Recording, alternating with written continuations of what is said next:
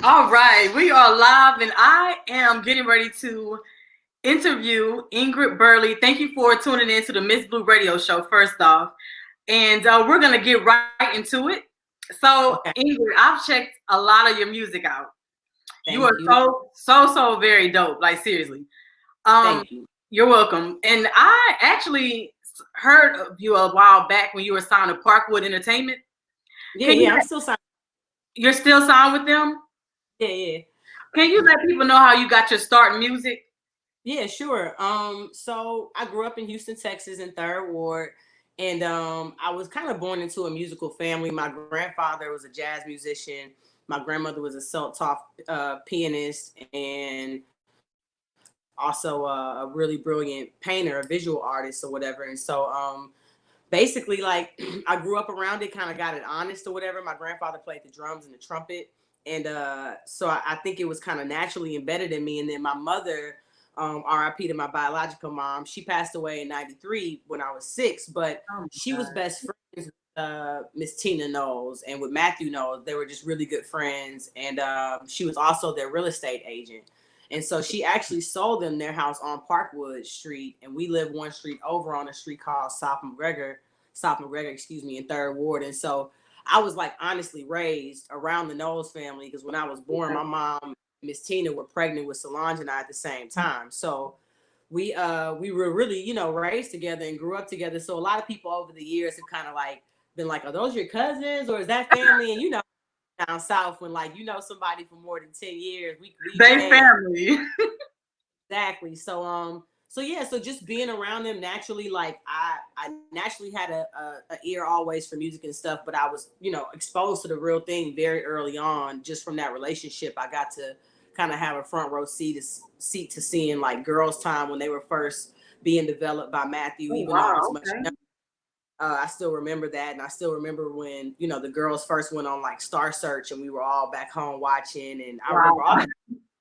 Those are like our close friends, throughout all that time or whatever. So, I kind of had a front seat to just learn about the real music business through them. And, they were all very gracious and still gracious, enough to allow me to be around and soak up game and Right. soak up their creative abilities. Because they're, Solange, Beyonce, Kelly, they're all brilliant, and at Yes. different points in time over the years, I can honestly say the three of them for sure, allowed me to sit in their recording sessions, and that definitely played a big part into my, development or whatever. But shit, I always just been able to rap, and been able to write and kind of just been able to freestyle, and that's just been my thing. So I'm grateful that God, gave me a gift.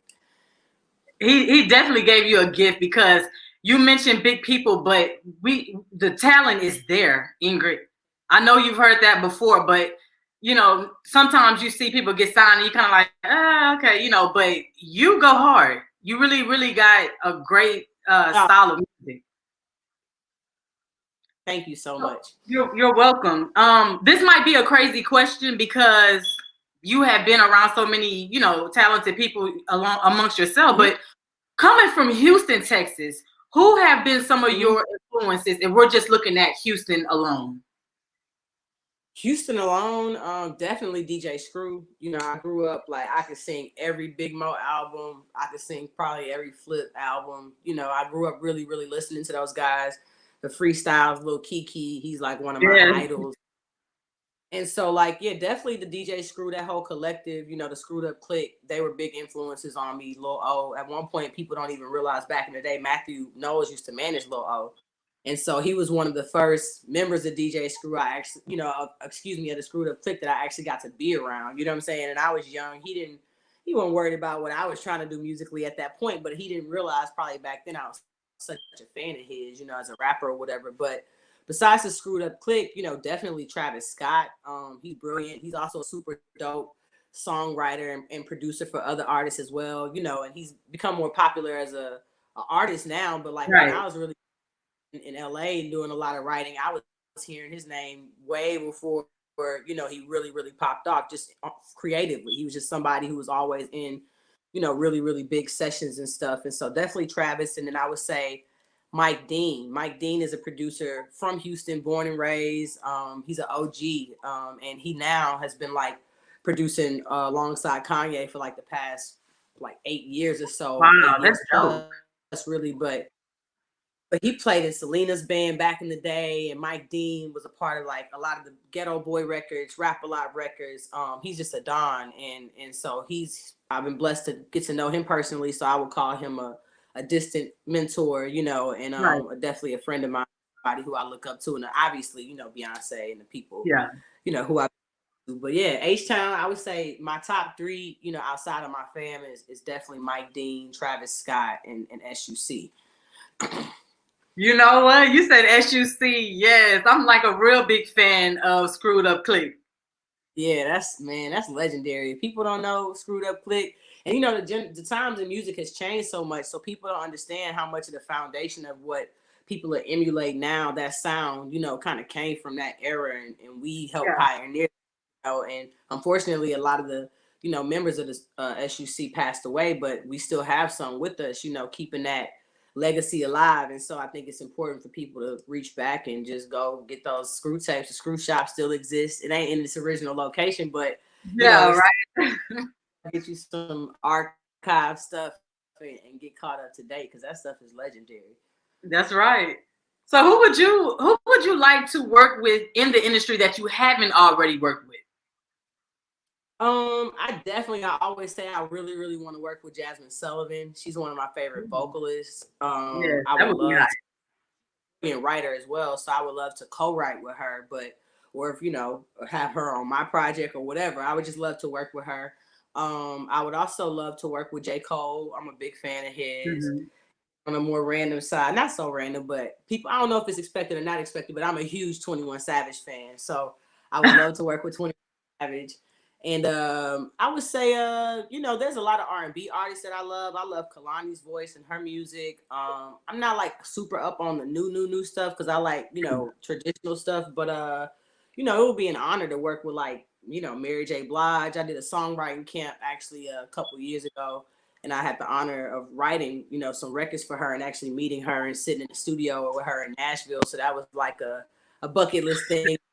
That's But if I nice. had the opportunity to go in just kind of one on one and really vibe with her, that would be super duper dope. So Yes. Well, yeah. I mean, that's cool to even just be able to even sit around her and just like you said, you're soaking up all this knowledge and just, I mean, that's got to be one of the greatest experiences. Oh yeah, absolutely. It's humbling, you know, like I Very. thankful for photos and stuff because like I don't really take a lot of photos, especially when I'm in it and I'm actually creating or whatever. But thankfully, I've been a part of some collectives where it's been documented, and so I look back on it and it's like, dang, that was actually, you know, that's me, and you know, like that's me, you know. In the moment, I'm just in it, you know, because it's been what I'm doing for so long. But it's definitely something that I'm, you know, I'm proud of and I'm grateful that I'm able to do. Yes, most definitely. Yeah. Listening to your music, you have a very unique sound. Mm-hmm. I like that you stay true to yourself, and I could hear some influences, but it's all Ingrid, baby. So tell me, like, what would you describe your music style as? I would describe it, you know, first and foremost, as very honest and original. You know, I always tell people I'm like I channel a lot of classic hip hop, you know, in my personal music, and also classic R&B, but it's just pure, you know, like I've never when I'm in a really deep creative process for myself, I don't really listen to other artists like that because creatively, like artists we have the habit of like kind of emulating what we hear and what we take in. So we'll Right. our stuff and it sits in our subconscious, and then we go in the studio and we're regurgitating what we've already heard, which is kind of why everything that's out now sounds like one long song because everybody's jamming the same stuff, everybody's on the same vibe, possibly the same drugs. So it's like, you know, like we all want this feeling insane, but it's same. And so for me, I'm so honest, and my music is so personal that you know I'm going off of my personal feelings in these records, you know. So it's Mhm. to emulate someone else's sound and style when I'm really expressing myself, you know. And that's why, like, you know, I don't do a lot of interviews or talking to people openly because I'm kind of honest to a fault. So I have to be careful, you know, so I don't say too much, you know, but that's what the music is for. You know, you can be really expressive or whatever. And I think that like with the place that we're in now, it's kind of like opening up window a little bit for me to be able to shine a little bit more, because there's a time when I'm like, man, I don't know, I might just need to go ahead and retire from this part, just because of the climate of like what people want to hear, Ah, but time I play people like the records from my album that I've been working on over the course of the past few years and taking my time with, people are like, man, this is so good. yeah. And strangers, or I got like 50 songs that people haven't heard, that the public rather. And so like when I have the moments to share it with people, they're like, we need this, we really, really need this. And so hopefully when it's finally done, it's done at the perfect time when the world is ready to receive it and the world is like craving something like what I have to offer. Because I honestly don't think there's anything out like me right now. Even though there's females out who are really doing their thing, there's just nobody like me, And so I think that's the thing that's like having me just continue to go, and move forward on the artistry.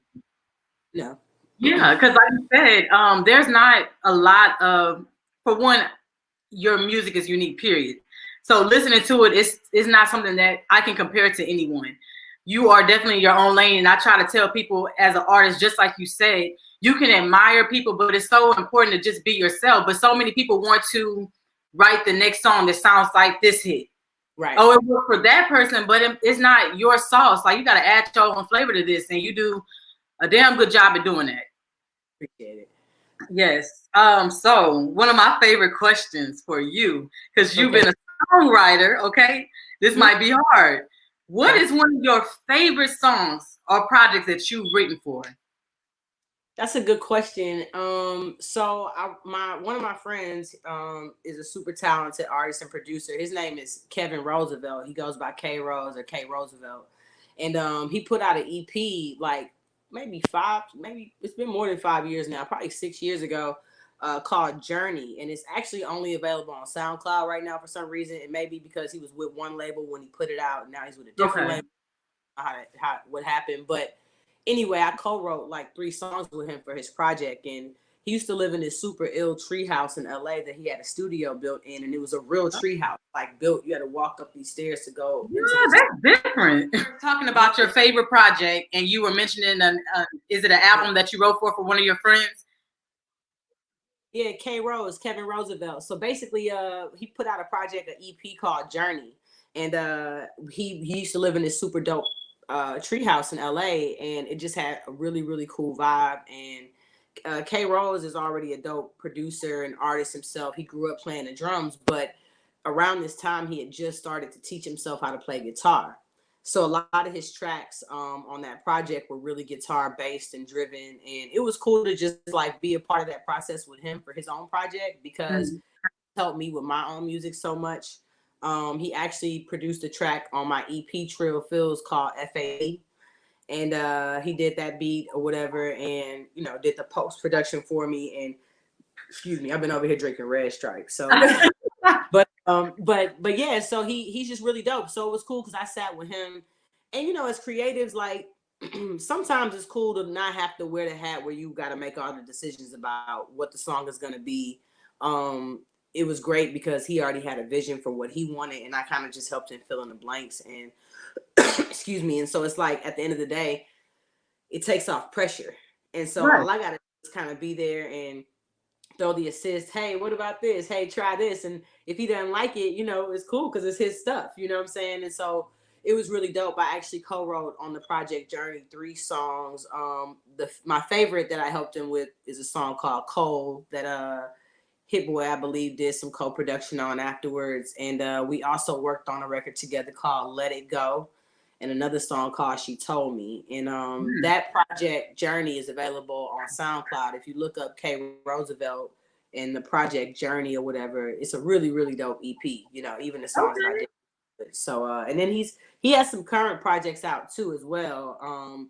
And so you should also just check out K Rose. But yeah, that's probably one of my favorites, simply because he and I are similar in the sense that we're artists who work with other huge artists who are in some ways I'm sure our idols or whatever. But at the end of the day, we're artists ourselves, so it's always great when another creator takes the time, I think, to come in and collaborate with you and don't want nothing from you, just want to make the music be really good, and so I enjoyed that. Obviously, I love the fact that I've gotten to work with B over the years, and people love Love Drought. I love Love Drought. It's one of my personal favorite songs I've written too, on the more well-known side. But I really, really, really enjoy working with my friends and my peers. That's like one of my things. Yeah.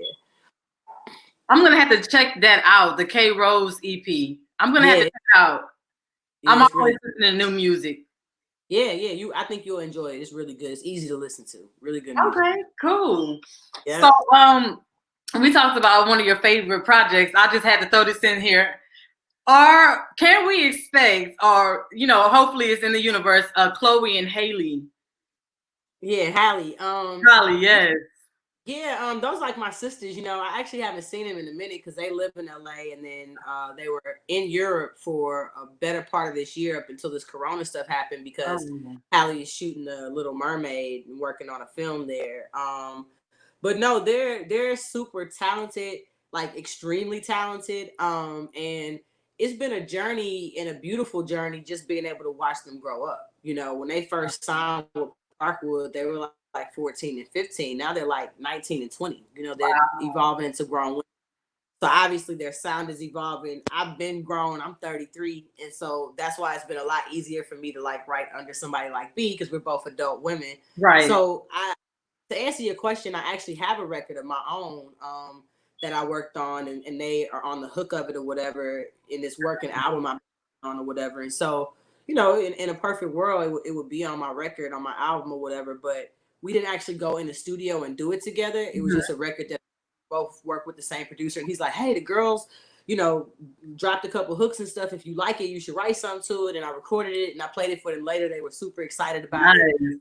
So, but I would love to just go in with them, because we opened for Beyonce's Formation World Tour in Europe together, and we shared a tour bus together. And that was like our first time really getting like bond and kick it. So I really love them like family, like my sisters, and they're great. Their little brother is great. So I got to get in there with them so we can feel each other's vibe and really make some tight ass shit. So to answer your question, it just the timing has to work out. I got to get my butt out to LA so I can be a little bit more in the mix, which is actually, if coronavirus wasn't going on, I'd be in LA right now. Yeah, just because that's where the majority of the work is being done creatively.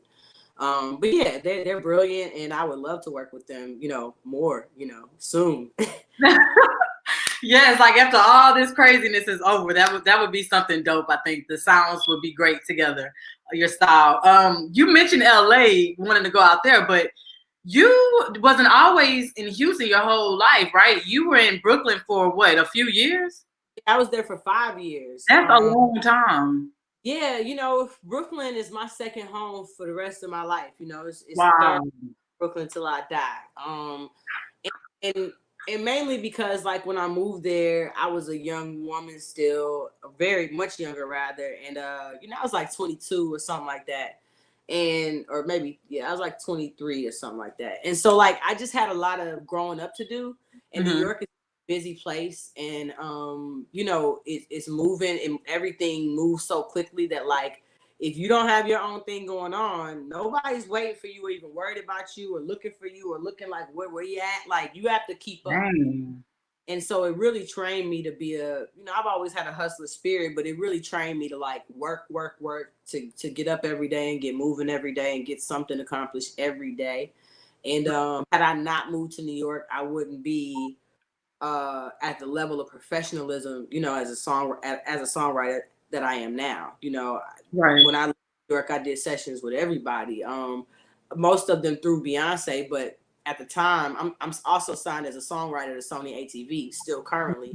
Okay. And their office is based or whatever in New York. So just as far as like, that's where the main Parkwood office is. So as far as business goes and just getting stuff done, it's a hub. And so every day is a different like opportunity, but on a real large level, not just like, hey, can you come by the studio and do so and so?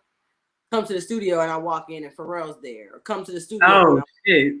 Timberlake is there. Or come to the studio. You know what I'm saying? So it's like, it's definitely levels to all of this, you know what I'm saying? And if you're in New York and you're in those sessions and circles or whatever, you're doing it. And the same thing goes for LA or whatever. So I definitely say New York, helped me grow up. It helped me, gain more self-confidence and just kind of become more self-aware because, Texas is great. This is the best place in the world, in my opinion. But Right. at the same time, there's a formula for every place. And here, you can like do really well and still kind of do the bare minimum because there's a lot more opportunity and space, here to get things done and kind of work the system. In New York, you really got to be on point. There's no cutting Wow. corners. People gonna check you right in your face. Like even the communication, like it's much more direct. So you're held accountable as a result. There's accountability, and I think that helped me kind of be able to live anywhere in the world. I feel like after living in New York, I can honestly say I can like survive anywhere. Because it was That's crazy. real. Yeah, so I love New York. Shout out to all my peoples in New York because that's really my second home. And it's crazy because like when I travel there now to go back to do sessions and work and stuff, it's like I never left. I have somewhere to stay for free. My people's gonna make sure I'm smoking good. They're gonna make sure. Yeah. Yeah. Somebody said this. We need some new tunes. What's So, up, Eric? what you working on next? Like, what you working on right now? So as I mentioned, well, my project, I had called it Grow, but now I'm thinking about changing the name. But the Grow, GROW, stands for Growth Realizes Our Wealth. And I started recording this project in June of 2017. And I was going to LA from Houston for 2 weeks out of every month for like 6 months straight. And at the end of those 6 months, I had like 50 songs recorded. And then the following year in 2018, I started to kind of work on interludes and stuff. But then in the later part of the year, I ended up going to New York and London and doing more sessions. And I added like 10 more songs to the pack. Wow. So like really it's just been a bunch of like creating just natural creations so that it's not forced or whatever. And also making sure again that the timing is right, to try to actually start rolling it out. But I have a project. The foundation of my project is done. I just am finishing it up. So my goal, this year definitely is to finish my album. I was at the beginning of the year, my goal was to release the album, but experienced such a delay with this, with COVID. We just really don't know what's going to happen. And because I'm still considered to be a new artist, especially on the rap side, a lot of people still don't even know like that I am a rapper and stuff. People know me more. I've had more press now as a songwriter. Okay. So I need that build up and that buzz or whatever. So there's some things, I know I could be doing on my end that I'm actually working on as far as like just being more visible to build up my numbers more so that when that time comes, I'm not just talking to like the same, set people who've been watching. Like, right. I'm not about to Takashi myself. You ain't gonna see me with no rainbow or no shit. Yeah. Like, I'm a human. So like, I've been saying I don't know what else to do to go viral, but say some crazy honest shit I probably shouldn't say on the internet or something. So like, that's how people really get visibility these days. It's all about like do a challenge or do this or whatever. And I'm like, I ain't doing that. You know what I'm saying? So I find a happy medium. But to answer the question, the music exists, is coming. If I weren't signed to a record label, which I love my record label, but there are rules, So like, yeah, true. The internet and played my unreleased music, you know what I'm saying? Because that would be a conflict of interest between my label and myself and the producers involved, So since I'm signed both to Parkwood and Columbia still, until they say, all right, start putting stuff out, you know what I'm saying?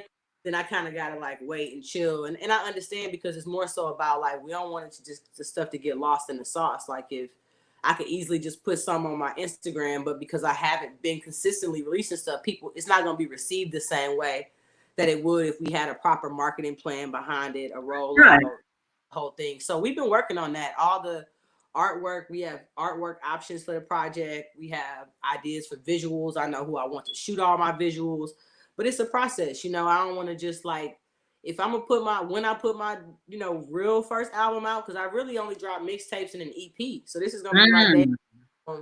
And I waited too long to just like be like, all right, let me hurry up and just get this shit out. You know what I'm saying? So I'm like, if this long, I'd rather, know that it's gonna be really, really phenomenal than, cut corners. But I promise it's coming. Like if it were up to me, I would be just dropping stuff, but I want the stuff to be right, and we definitely represent like the highest level of perfection that can be reached, you know what I'm saying? In our part of the industry at least. And so we always want to make sure we're putting out quality, over quantity. And that's what I've been focused on, making sure when I do put this stuff out, people ain't like, why Beyonce signed her? Or, oh, that's why it's been so quiet. Or, ruthless, you know what I'm saying? So I'm cognizant and conscious of all of that. So I want to make sure I do my part, I mean, well, look, they can go to YouTube and find out why she signed you, okay? I mean, shit, it's even, I don't know when you made it. I don't care when you made it, but timeless music.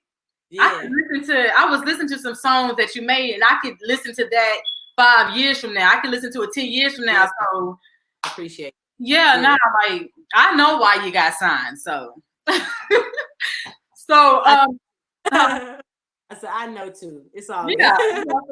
Speaking humbly. Okay. So if I had to ask you what your 3 top artists of all time, dead or alive, I know that's tough. Oh, a good one. Okay, definitely Stevie Wonder, Jay-Z, and Michael Jackson. I love Michael Jackson, girl. That's a good one. And alive, I think I would have said Stevie Wonder, Jay-Z, and it's the truth. I really would have to say Beyonce. You know what I'm saying? Definitely. I think she's just the best. But like, as far as just like somebody who I just really like listen, like Jay-Z, I learned partially, like I perfected my skill set, listening to him over the years or whatever. And so it's like, no matter what he puts out or whatever, him as a businessman and everything. And then Stevie Wonder, I just, I grew up listening to him, but then as an adult, I went back and re-listened and revisited everything. And to listen to it from an adult perspective, it just gave me a whole nother level of like, oh my God, like I can't believe I live at the same time that he lives. You know what I'm saying? So it's like, he's just incredible, and he's just really, really, really incredible. So yeah, definitely. But yeah, I would say Jay-Z, Stevie Wonder, Michael Jackson, all-time favorite. Nice. You can't go wrong with any of those. Any ones that you mentioned, you can't go wrong. So you've been a female in rap. The game is forever changing. We've seen so many come and so many go. But what if you had to look at female rap just for 2020, how would you say, what is your thoughts on it? The current state of female rap? I think it's great. I think that the fact that, we're dominating the Billboard charts right now for the first time ever. I think that, the fact that there's so many women in hip hop, a lot of my early interviews were just all around. So how do you think you're going to break out? There are not many women who are successful in rap. That was the interview every time. And it's like, now I don't got to answer those questions because we got plenty, you know what I'm saying? And I think that the beautiful part about it, and the women, for the most part, if you look at all of them, there's a plethora of styles out there, and it's a lot of diversity out there right now. You just got to go check it out because, we have our mainstream people who break the mold, but there are also a lot of women who are just dope and have these cult followings who are just ill, and I'm new people almost every week, and I'm clicking on their pages and they got 800,000 followers. I'm like, damn, I never heard of them, and I check it out and it's dope, and it doesn't sound thing I've heard. So I definitely think, it's been a great year for us. I think it's only going to get better. I think the fact that Nicki is still doing numbers, solidifies her spot and reminds people that she can really rap. And I think that that's what it's really about at the end of the day. Megan can really rap. You know what I'm saying? I can only speak on the music I've listened to. I know their music, but I don't, Doja Cat, I was familiar with her before she became super popular and mainstream. I don't know her song, being honest, but I know that she's super talented, and that people love her. So yeah, I think that that's great. I think that we got to keep going. You feel me? Because it's more female moguls, because now that's the next thing, and I think that that's something Beyonce set out to do, with starting with having her own label, of course, when she could have easily just done the Rock Nation thing. It seems like everybody signs with Rock Nation, which is a phenomenal company, but there are not enough women saying I can do this myself. Like if they can do it, if he can do it, then why can't I have my empire and my own? So that's really my end goal, is to be a mogul. I don't just want to be like, a famous rapper. That was never my goal. You know what I'm saying? Which is why, like, I'm okay with not being in the spotlight. I want to be wealthy. I want to be successful, but I want to be involved in business, and so on the day-to-day, I handle more business than anything, because if the business ain't right, then all the other stuff ain't gonna really matter. That's right. So but yeah, I think it's beautiful. I think that I just hope that more women, start signing other artists, and I hope more women can be more present, on the other levels too. Like She Is the Music is an initiative I've been working with that Alicia Keys founded with her one of her close friends and business partners, Anne, who's a really brilliant engineer. But basically they highlight like women in the music business. And they put on songwriting camps and stuff that are exclusively for females or whatever, but they have female engineers, female producers, female songwriters. And so like, because for the longest you walk into the studios and you wouldn't see female engineers, and so I think that like a lot of that is starting to be brought to the forefront, not just for hip hop or for MCs, as women, but just every level in the music business. There should be more female stage managers and, more female. Yeah, I agree. Managers in general, and maybe there'd be a little bit more integrity in the business. You know what I'm saying? So yeah, that's what I hope to see. It's more of us really, really at the top on that boss shit. The music stuff is great, but I want to see some more female moguls. Hey, that's a great answer, and that's a great outlook. I totally agree with you, and that's one of the things that I could appreciate about the current state of female rap is that there is way more variety. Absolutely. Well, hopefully the women will start walking into that boss, status, because I know we got it. I know it. Read your contracts. Yes. Read the contracts. In the business, we gotta boss up for real. We gotta stay on top of our shit. Hell yeah. Important. That's very important. Definitely. And I have someone that says, I try to get their questions in too. Someone says, will the double pedigree be released? Man, shoot, that's a good question too. We should just start a hashtag Parkwood. Now what really happened with that is like I had a vision or whatever, and Parkwood is so dope because, like I said, I'm new. So when I first started on the Trill Fields project, I had a vision for the double pedigree video, and they did their best to try to like help me, fulfill that vision or whatever. And so we had cameras come out to Houston. The director was a guy from Brooklyn who was really cool. But long story short, the treatment that the director came up with didn't fully didn't match up with the vision that we had on the part. So like creatively, basically it just wasn't great enough. And again, if it's not right, it's just not gonna see the light of day. You know what I'm saying? Because obviously anything you see that comes out from the label, you know what I'm saying, from Parkwood is really, really excellent. You know what I'm saying? And the finished product, but what a lot of people don't get to see is the actual work put into it, which is why like the Homecoming movie is so important, and the documentaries that B does, so you can see the behind the scenes. But that's just for her stuff. That same level of attention to detail and planning and all of that stuff goes into my projects, whether they end up being seen or unseen, or if it takes 3 years or 2 years or 1 month. It's a lot of work that goes into it. Every show, it's a lot of work that goes into it. And the same thing goes for the girls, for Chloe and Halle. So to answer your question, hopefully, the video, it exists, but it never was fully completed. And we just felt like, why put out a half-ass video? We got more, it's going to be great videos to come. And it's going to be way more music that's, way greater to come as well. Wow. Okay. So you answer someone's question. So what would you say your 2020 goals are if we're just looking at this year? Yeah, this year I want to complete my album. I want to secure at least 3 big placements on other artists' albums. And I would like to close on my first investment property here in Houston. And so those are like real things I've been, trying to put into motion. And, real estate investment is a great way to accumulate wealth. And, it's something I've been interested in. And so the money that I've been able to make off of songwriting or, whatever else, shows, anything music business related, I just want to put back into, actually investing to have something to show for all this third ward repping I'm doing. I got to have some. Hey. You know what I'm saying? No, but finishing the album is at the top of my list, and it's dear to my heart. It's like my baby. So that's the number one goal, is to finish my project. Nice. Okay. So what words of advice would you have for an up and coming artist that's trying to get into the industry? I would just say, stay true to yourself. don't let circumstances shift who you are, because a lot of people become jaded and just, you know, you get so many disappointments, and it's like you kind of become bitter. And I think that's the biggest blessings in my life, is that I've never been bitter. You know, I've had a lot of peaks, but I've also had some, you know, low points and valleys. But the key is that, you know, I know my worth and my purpose, and nobody else can define that for me. So I think that that's important. Also, you know, you have to be very cognizant and mindful of who you have around you, because you kind of are your surroundings.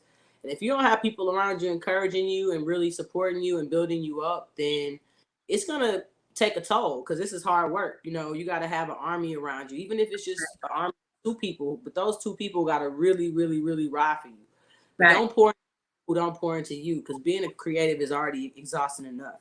So then you spend your time outside of being a creative pouring into the wrong situations, and then you get drained, and then you can't create anymore, you know, because it's like, you know, your energy is depleted.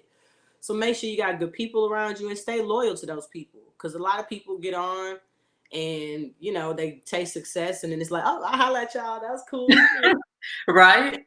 You know, every level it happens. And you know, my situation business wise hasn't been all peachy with my label or whatever, but I'm super loyal. You know what I'm saying? So it's like, until we decide like, oh nah, this ain't working for real, then it'll be a different conversation. But you ain't gonna never hear me slandering my label, or, you know, my management, or these people have, you know, played a part in changing my life. You know what I'm saying? And still are, you know, regardless of what people see. So I think that we got to be real with ourselves, and because karma is real, you know what I'm saying? So yes, it is. One day and you be not popping the next one, you know, very easily with one wrong move.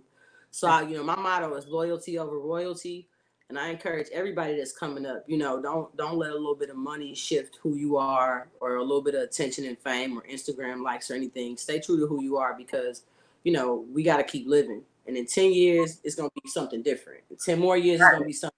Make sure you look at the outlook ahead, not just what's in front of you, you know, because if you just deal with what's in front of you, then it's much easier to lose everything. And not, if you don't have a plan and an end goal, then what you working for, you know? So that's really my advice, is just to really be focused and stick to that plan, and stay loyal, stay down. Hey, that's food for thought and great words. Thanks. So you're welcome. Do you have any shout outs? You know, I love food. I don't know if you see on my Instagram, I'm always posting food. So I saw your stories. Yeah, posting food. So shout out to Houston Sauce Co., Houston Sauce Pit. They're Black-owned vegan restaurants, like completely 100% vegan, excellent. Okay. My homeboy Malcolm has a company called Red Stick Boilers. He's from Baton Rouge. He boils crawfish every weekend. He's super ill. Wow. Shout out to all the nurses and doctors and healthcare workers, not to sound cliche, but really, really, and everybody that's really putting themselves at risk to make sure we're good. And, you know, shout out to Parkwood. Yeah, shout out to Miss Blue. You know what I'm saying? Shout out to Third Ward. You feel me? But, you know, I'm happy. I'm happy to be in H-Town, man. I'm happy to be safe and you know, COVID free thus far, and I'm trying to keep it that way. So, you know. What's up, y'all? It's your girl Ingrid Burley, and you are tuned into the Miss Blue Radio Show on 94 The Core. H-Town. Thank you so much. You're so beautiful and so talented, and you will constantly have my support. I thank you so much for being transparent and open in your interview. You could have chosen anyone to interview with and tell your story, but you gave me the opportunity, and I'm forever grateful. Thank you. Thank you for asking me, and thank you for doing your research and listening to the music. It's super appreciated. You have no idea. It does not go unappreciated at all. So you stay safe out here too, and keep rocking. When I get some music to come, I'm going to make sure I hit you with it exclusive. Yes, please do. Thank you so much, Ingrid.